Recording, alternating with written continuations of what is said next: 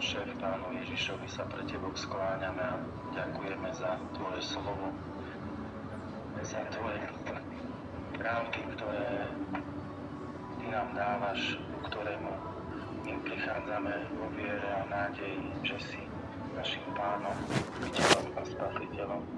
Ďakujeme Ti, Hospodine, že máme Pána Ježiša, že máme Tvoje sväté slovo, že máme ten úžasný, prevzácny dar a že sme spasení skrze vieru, skrze milosť Božiu, ktorú nám Ty dávaš Ježišovi Kristu. Pane, daj, aby sme neboli zmalomyselnení, padáme, klesáme, ale Ty si ten, ktorý nám vždy dávaš silu vstať, ktorý nám dávaš silu každý deň, každého času. Tak sa chceme, Pane, aj v tejto chvíli vložiť do Tvojich presvätých rúk. Chceme sa nechať viesť Tvojim dobrým svätým duchom, chodiť po Tvojich cestách a odzrkadľovať Tvoj svätý a čistý charakter.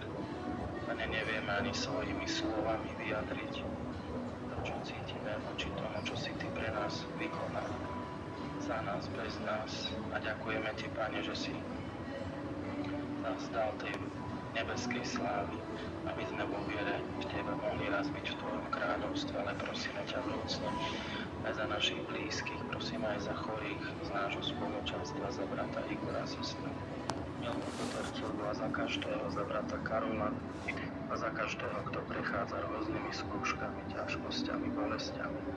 Ďakujeme, že môžeme žiť v tej viere, v tej nádeji, v Teba, Tvoj slávny druhý príchod, v to, že Ty pre nás pripravuješ to, čo ani oko nevidelo, ani ucho nepočulo, ani čo na ľudské srdce nedoľahlo.